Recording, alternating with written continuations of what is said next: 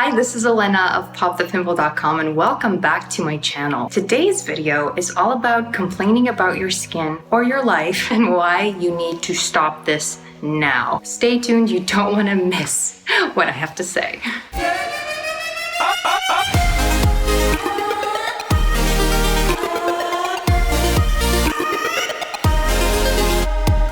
All right, so what is complaining? Complaining is when we talk about things in our lives, like our skin, our partner, our house, whatever, when we talk about the things that we don't like. The weather sucks, my life, my skin is terrible, the zit is lasting forever. It's when you focus on a negative aspect of something that is you complaining, right? So we do it all the time, and often we do this without even thinking, but complaining is an extremely physically damaging habit to have that we need to break. You and I are chemical beings. Every thought that we have releases a chemical in our brains that changes our biochemistry.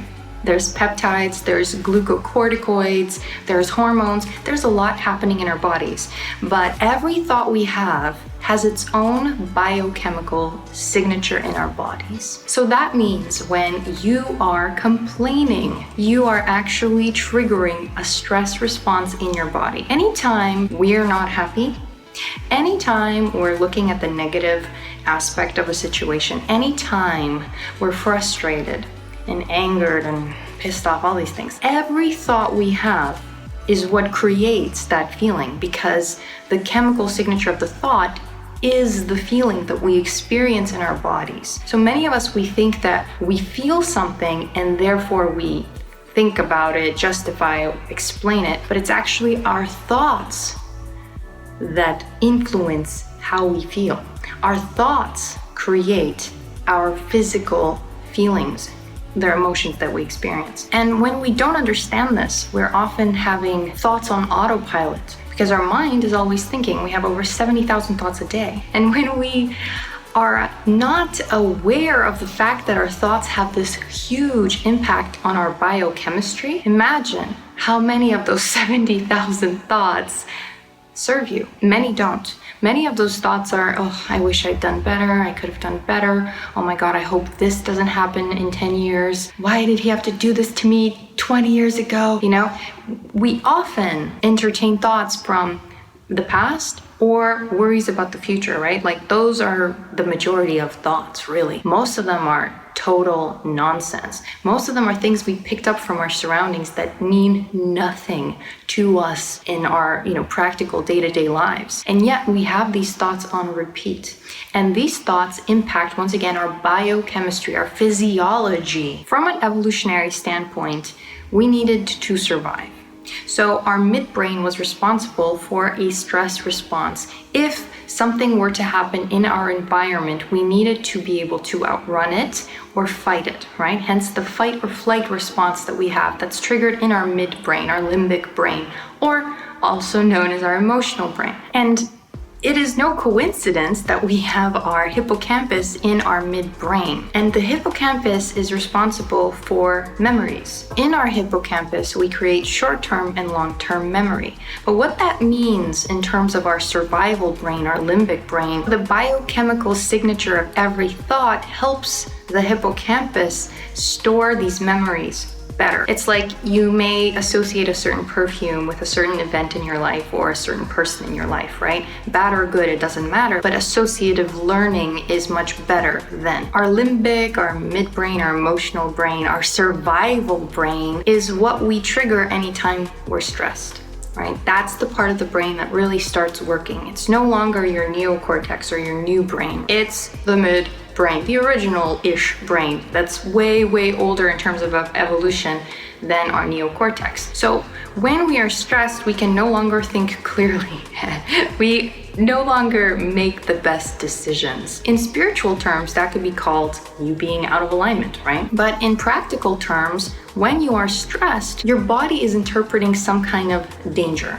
It could be a physical stress where you hurt yourself, where something like physical happened in your life, or it could be a thought about an impending event, a circumstance that you're really afraid of, or something in the past that caused you harm that you continue to think about in the present, it doesn't matter if the stressor exists in your now moment. It only matters if the stressor exists in your mind. In order to, once again, start the stress response here in the midbrain. So many things are triggered when you have one stressful thought, and it happens within milliseconds, which includes your hippocampus, your hypothalamus, your pituitary gland, your adrenals. All these things start working all because of one negative thought. So the stress response will raise your cortisol levels, your stress hormone. And what's interesting is when you raise your stress hormone, then other reactions start occurring in the body. What's prioritized is actually your legs, so that you can either run away or maybe fight, because your body is perceiving a threat. Again, this threat may be real or maybe totally in your mind, but the body doesn't know the difference. The brain, that is, doesn't know the difference, and therefore the body doesn't know the difference. So what you're triggering is, of course, the fight or flight response. But the opposite of that is the rest and digest function of the body, which is really, really important. So instead of now resting and healing and regenerating and digesting, which are also very important functions, because let's say when you're digesting, you're getting all the nutrients and vitamins and building blocks that you need to function. But if absorption of nutrients is turned off because now, other functions of your body are being prioritized when you're stressed, you're not getting all that nutrition. So it doesn't matter how healthfully you eat if you're stressed, because you will not be getting all the benefits of the food. I'm not saying to eat unhealthfully, I'm just saying how important it is to feel good first above anything else, so that your body can actually get those benefits of the positive things that you're doing. Similarly, when you're stressed and you're exercising, you're not getting the full benefits of the exercise. When you feel good and you exercise, that's when you get all the benefits of exercise. So what this comes down to in spiritual terms is finding alignment.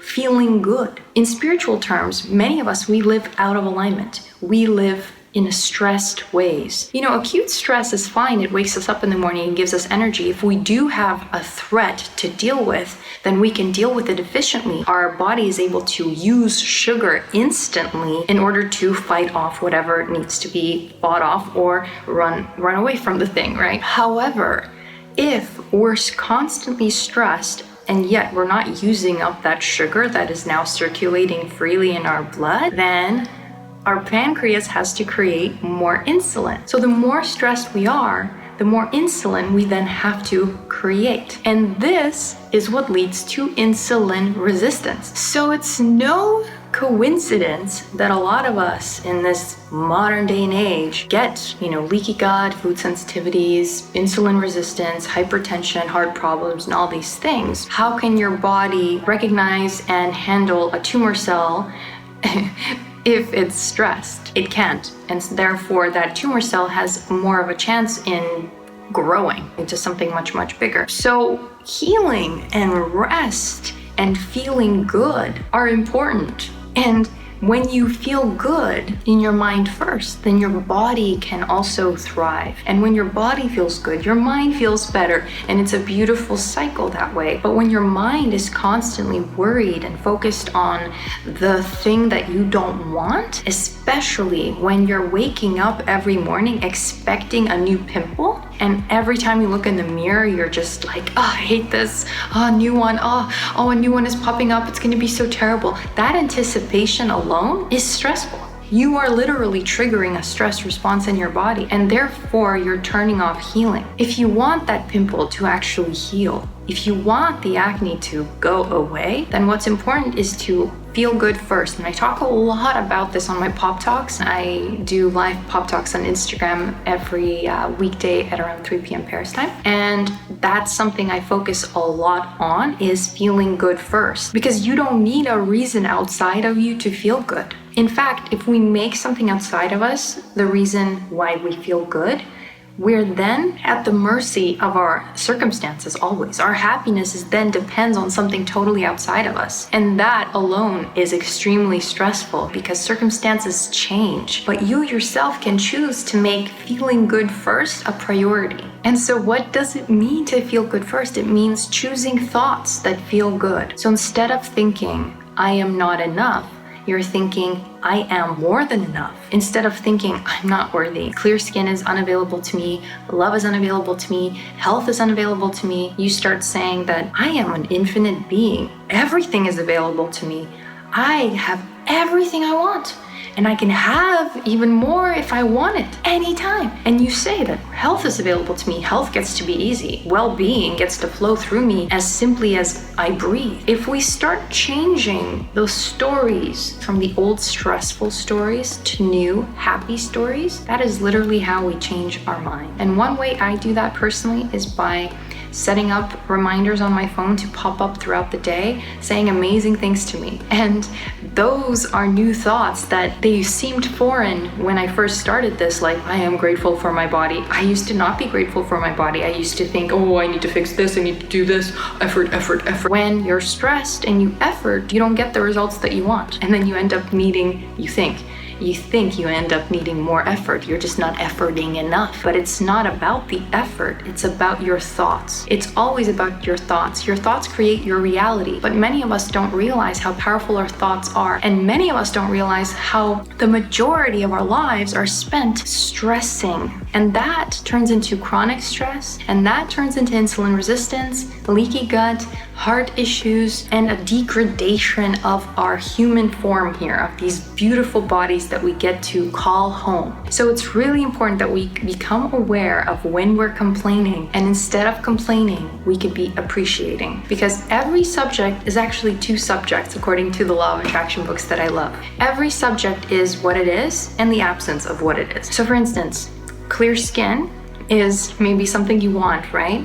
But you might be focusing on acne, which is the absence of clear skin. And it's like you want love, but you might be focusing on the absence of love, just sheer absence of it, meaning the person isn't in your life. You're single. Oh, I'm single, this sucks. But let's say when I was single, I was excited to be single. I felt free. I enjoyed my single life. I enjoyed my alone time. I had fun, right? So being single didn't feel like this terrible struggle or a stressful thing. It was exciting. It's really important to focus on the thing that you want rather than on the absence of the thing that you want. Because when you focus on the absence of it, that will create stress in your body. And from a law of attraction perspective, you create what you think about. But more specifically, you attract the essence of what you think about. So if you're always complaining, you will create and attract the essence of that feeling. So if it's frustration, desperation, sadness, whatever that is, whatever the essence of what you complain about is, that's what you will experience in your future. And I know that that's not what you want. I know that you want to be free. You want to feel good.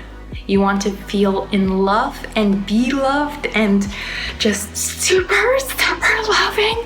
Like you want to be happy. You want to feel sparkly AF. I know, because that's what everybody wants. But it's a matter of becoming aware of how you're blocking the ease, the well-being, the abundance, the love, the health that is available to you. It's always been available to you. It's just that sometimes we block these things with certain habits that we have. But habits can change just as our brains can change. So even though our thoughts have a certain biochemistry, and even though our bodies actually get addicted to that certain biochemistry because that biochemistry becomes our new normal, we can change it all simply by thinking new thoughts. We are not trees. We can get up and move, but also we are not fixed. We can change our personalities, we can change our behaviors, our habits, our ways of seeing the world. We can change anything about ourselves. We are free to create whatever we want. It's just that sometimes we forget. We must stop complaining. It is one of the least productive things ever. And I think I created this video for myself for those days when I forget and I complain, right? But here's the thing. When you switch complaining for appreciation, you're going to notice a huge difference in your life. The people that are going to show up in your life, they're going to be somehow nicer. They're going to maybe anticipate your needs better. If you're appreciative, your vibration is here. Guess what? You're going to attract into your experience other high vibe people and experiences. The essence of what you think about, right? So appreciation is a very easy way of getting into a really high vibration quick. And that's what we need to tap into, because all of this doesn't need to take forever. You don't need to take 10 years, 15 years to change. All you need is the desire. I want to change. Yeah. Oh my God, I've been complaining about my skin this whole time. I'm gonna start loving my skin. Every time I look in the mirror, I'm gonna give myself some kind of compliment, right? If you do that, watch everything transform, including your skin. I hope you found this video helpful. I'm really passionate about creating our own reality, right? Creating our own experiences and taking responsibility for our creations. I don't believe in blaming my mother, my boyfriend, my neighbors, I don't know, God. I don't believe in blaming anybody, including myself. I don't blame myself just because I complained in the past. I didn't know any better. But having learned all this stuff, I just know that my life is so much better when I'm grateful and appreciative and like glowing and feeling good first. Just finding the good in whatever, that's when I know my life changes and my health changes. I've seen this on my skin time and time again. My skin, for me personally, is a reminder of alignment, of feeling good first. So sometimes when I'm off and I'm not feeling good and I make other things outside of me the reason why I feel good or don't feel good, I find that's when my skin reacts, because I'm stressed and I'm just like, life isn't as amazing as it could be. It always is. It's just a matter of being able to see it. It's amazing, but then when we're being negative, we can't see it. It's like closing your eyes to all the greatness that is actually in front of you. I am a big proponent, again, of taking responsibility for my happiness and not making it dependent on something outside of me. This way, I can create whatever I want. And I have been creating everything that I want, from my dream man to this dream apartment, to my living situation here in Paris, to my most meaningful work that I get to do, helping women get clear skin and feel good about themselves. My life is pretty fucking awesome, but I created it that way. And you can create a life that feels awesome too. Like, that is your birthright. Anything less feels unnatural and just like, why? But I'm telling you, it all starts with our thoughts. We do not need to stress all the time. We can have the acute stress here and there, but we do not need to turn it into chronic stress. And if we have, we can change it here. All right, this was Olena of popthepimple.com. Thank you so much for watching. If you like this video, please share it with your friends, subscribe to this channel, give me a like below. I love hearing from you, and I will see you in the next video. This was Olena of popthepimple.com.